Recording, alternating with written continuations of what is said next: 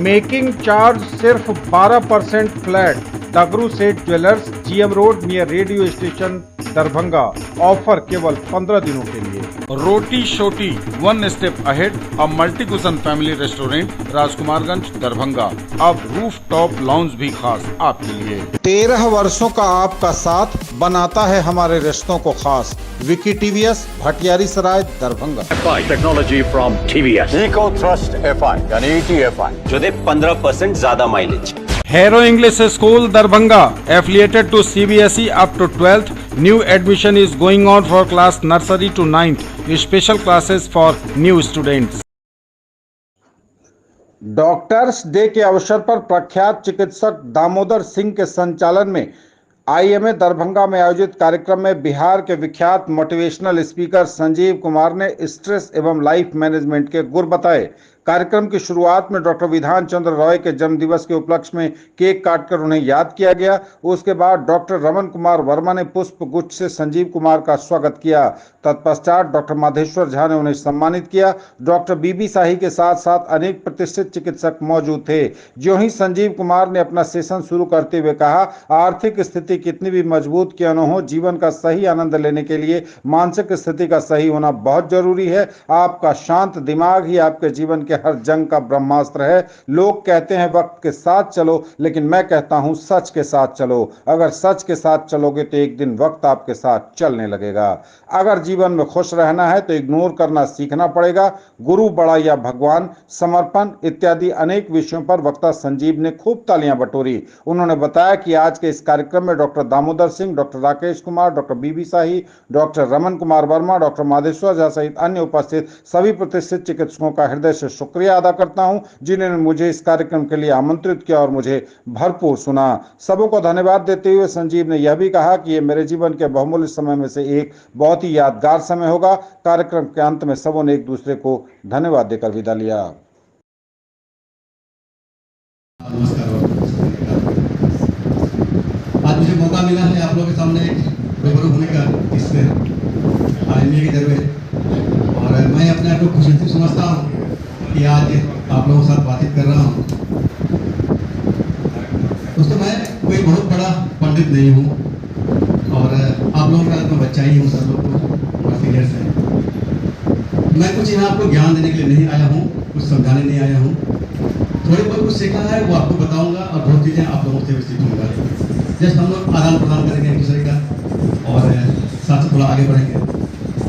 उसके बाद मैं कहना चाहूँगा कि मैं भी एक इंसान हूँ, हो सकता है मुझसे कोई गलती हो जाए। अगर गलती हो कुछ बोलने में तो थोड़ा मुझे क्षमा करेंगे और मेरा सहयोग करेंगे। आइए शुरू करते सर। हमारे जीवन में कहते हैं कि अगर हमारा शांत दिमाग है ना, तो हमारे जीवन की जितनी भी कठिनाइयाँ हैं, जितनी भी जंग हैं, उसका सबसे बड़ा ब्रह्मास्त्र है क्या?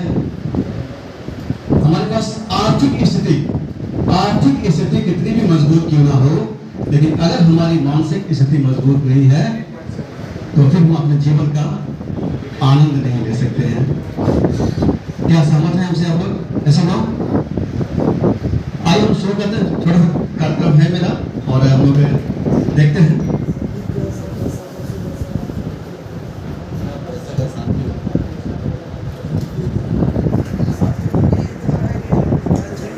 कुछ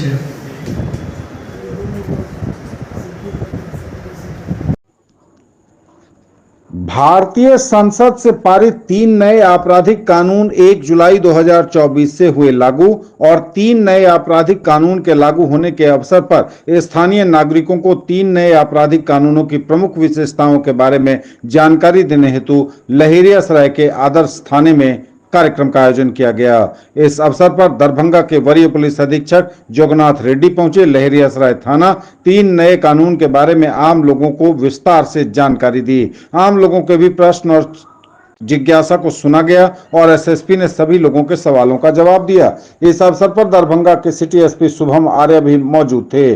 पुलिस महानिदेशक के आदेश के आलोक में 1 जुलाई को वरीय पुलिस अधीक्षक दरभंगा के नेतृत्व में नगर पुलिस अधीक्षक दरभंगा द्वारा 3 नए आपराधिक कानून लागू होने के अवसर पर लहेरियासराय थाना परिसर में स्थानीय लोगों को आमंत्रित कर प्रमुख विशेषताओं के बारे में अवगत कराया गया।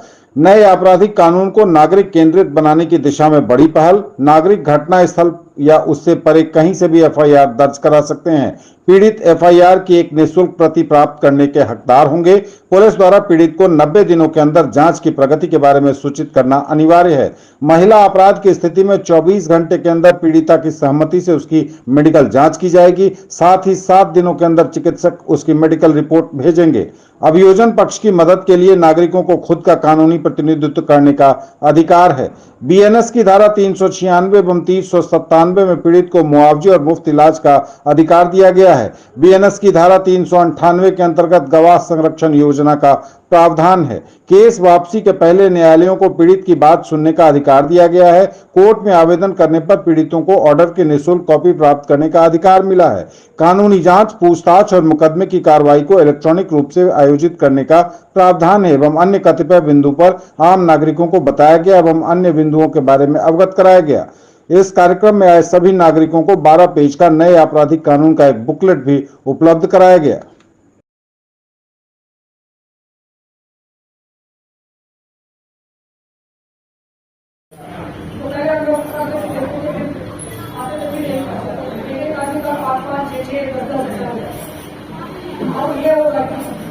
पहले हमने केस किया, चार्जशीट दूसरी बार करेगा तो जेल में तो बेल नहीं है। इसमें एक बात क्या कर दिया ऐसा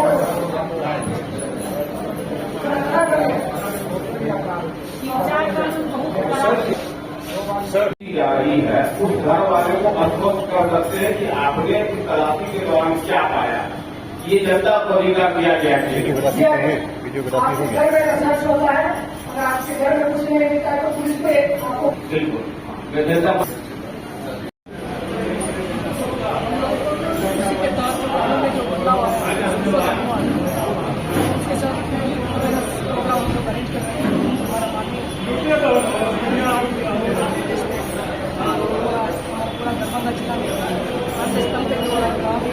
सीनियर ऑफिसर्स इसका प्रोग्राम कमिट कर रहे हैं, जिसमें हम लोग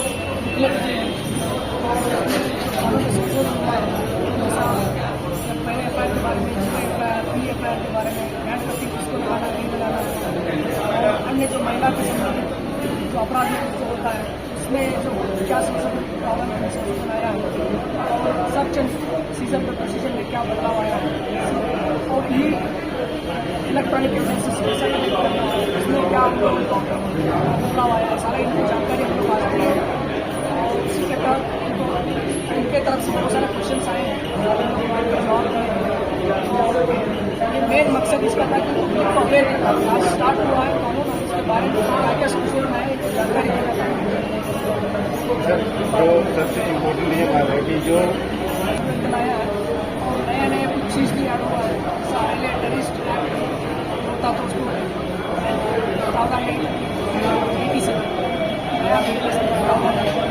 और ऑर्गेनाइज क्राइम जो था पहले होता था बट उसमें आईपीसी में प्रॉब्लम है।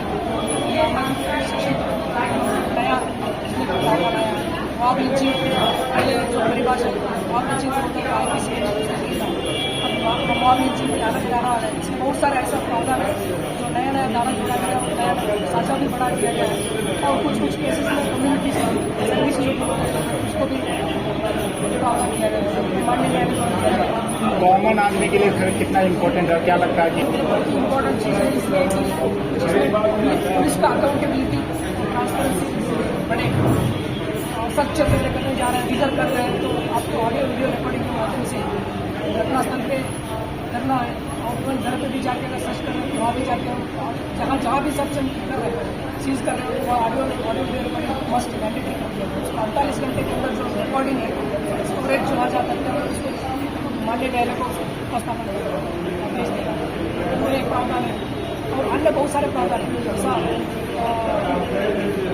प्रोग्रेस ऑफ द इन्वेस्टिगेशन में भी उनको बताना है जो वादी को पीड़ित पक्ष को और मेडिकल रिपोर्ट सेक्सुअल अफेंसेस होते हैं उसमें मेडिकल जांच 24 घंटे के अंदर होना है, उसका रिपोर्ट भी 7 डेज के अंदर देना है। तो टाइम लाइन फिक्स किया है। इसको क्या होता है कि पब्लिक को जल्दी न्याय मिलेगा। अगर अभियुक्त अगर ट्रायल पे होगा भाग जाता है या उसको उपस्थित नहीं हो रहा है, उसको ट्रायल एंड अब्सेंशिया जो बोलते हैं वो भी लागू है। तो बिना अभी आए भी उसको ट्रायल स्टार्ट होगा और जजमेंट तक जा सकता है। कई कानून, कई नियम में से कानून राष्ट्रीय लोक अदालत को लेकर विभिन्न विभागों के पदाधिकारियों के साथ हुई बैठक। 13 जुलाई 2024 को होने वाले राष्ट्रीय लोक अदालत के सफल आयोजन को लेकर न्यायालय परिसर में बैठक आयोजित की गई। माननीय जिला एवं सत्र न्यायाधीश सह अध्यक्ष जिला विधिक सेवा प्राधिकार विनोद कुमार तिवारी ने थानाध्यक्षों के साथ बैठक करते हुए कहा कि नोटिस तामीला सही ढंग से नहीं हो रहा है। उन्होंने कहा कि जिस अनुपात में न्यायालयों द्वारा नोटिस जारी किया गया है उस अनुपात में नोटिस तामीला रिपोर्ट नहीं मिल रही है। उन्होंने कहा कि इस बात को गंभीरता से लें क्योंकि अधिक से अधिक मामलों के निष्पादन के लिए सभी पक्षकारों तक नोटिस पहुंचना अति आवश्यक है। राष्ट्रीय लोक अदालत की सफलता के लिए 2 सप्ताह विशेष ध्यान देकर नोटिस संबंधी कार्य को पूरा करें। उन्होंने कहा कि पूरे सूबे में दरभंगा जिले का नाम रोशन हो। जिला विधिक सेवा प्राधिकार के सचिव रंजन देव ने थानाध्यक्षों से कहा कि पिछले लोक अदालत की तुलना में इस बार 25% अधिक निपटारे का लक्ष्य रखा गया है, जिसमें सभी का सहयोग अपेक्षित है।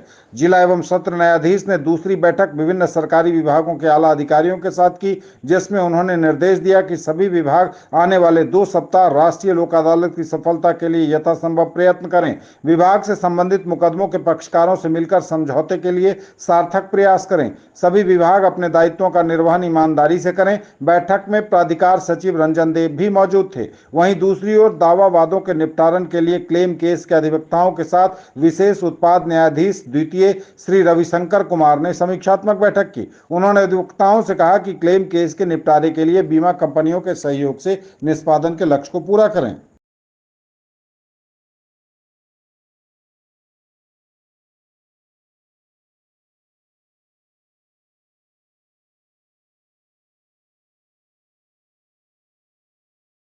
ज्वेलरी की दुनिया का चमकता सितारा, आभूषण जो चुरा लेंगे आपका दिल। दगरू सेठ jewellers, GM road, radio station के निकट, दरभंगा। हॉलमार्क ज्वेलरी की पूरी श्रृंखला, सोना, चांदी एवं हीरों के मनमोहक आभूषण, किस्ना एवं जोरबा के डायमंड्स की अनोखी रेंज। आभूषणों की शुद्धता जांचें, बिल्कुल मुफ्त।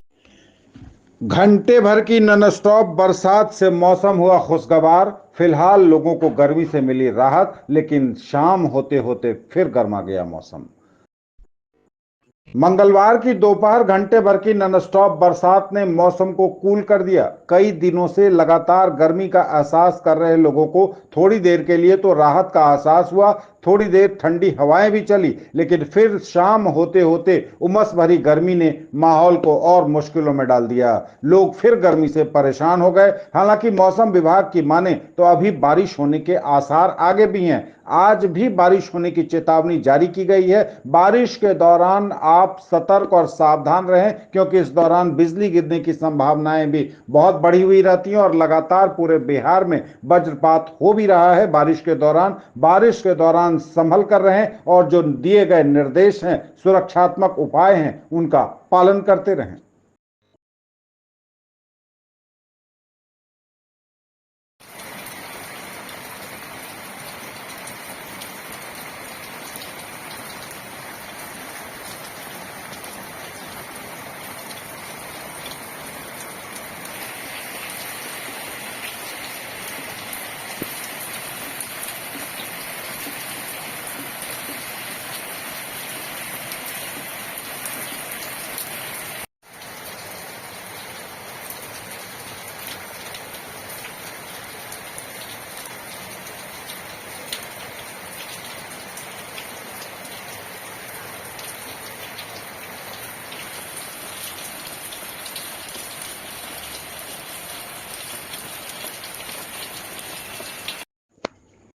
बिहार पुलिस की वर्दी पहनकर महिला को दी धमकी, सीसीटीवी फुटेज ने खोला राज। 2 फर्जी सिपाही गिरफ्तार।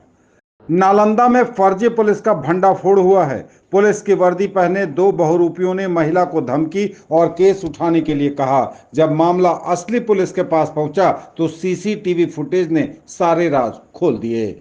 बिहार के नालंदा में पुलिस ने गुप्त सूचना के आधार पर 2 ऐसे लोगों को गिरफ्तार किया है जो पुलिस की वर्दी पहनकर लोगों को ठगने का काम करते थे। दोनों बहुरूपीय लोगों से अवैध वसूली और फर्जी मुकदमा करने की धमकी देते थे। धौंस दिखाकर धमकी देने वाले 2 फर्जी सिपाही को नगर थाना पुलिस ने गिरफ्तार किया है, जो कई महीनों से इस तरह की घटना को घूम घूम कर अंजाम दे रहे थे। फर्जी सिपाही ने दी महिला को धमकी। गिरफ्तार फर्जी सिपाही ने शेखपुरा जिले के बरबीघा थाना क्षेत्र के माउर गांव निवासी कुंवर यादव का पुत्र पप्पू कुमार और जमुई जिला के खड़गपुर निवासी सूर्य नारायण यादव का पुत्र मनीष कुमार गिरफ्तार दोनों लोगों में शामिल है। घटना के संबंध में सदर डीएसपी नूरुल हक ने बताया कि बिहार थाने में एक महिला ने 2 पुलिस वालों पर वर्दी पहनकर धमकी दिए जाने और केस उठाने का मामला दर्ज कराया था। सीसीटीवी ने मामले का राज खोल दिया। पुलिस जब पूरे मामले की तहकीकात में जुटी तो सीसीटीवी फुटेज ने अहम भूमिका निभाई। जांच पड़ताल में पता चला कि महिला के घर जो 2 सिपाही गए थे वह बिहार पुलिस के जवान हैं ही नहीं। इसके बाद टीम बनाकर नगर थाना क्षेत्र के गढ़ पर मोहल्ला से किराए के मकान में रह रहे दोनों फर्जी सिपाही को गिरफ्तार कर लिया गया। पहले से ही दोनों पर आपराधिक मामले भी दर्ज हैं। बता दें कि दोनों के पास से पुलिस की वर्दी, जूता, टोपी, बिहार पुलिस का बैज और डंडा बरामद किया गया है। फर्जी दोनों सिपाही के ऊपर पहले भी आपराधिक मामले दर्ज हैं, जिसकी जांच की जा रही है।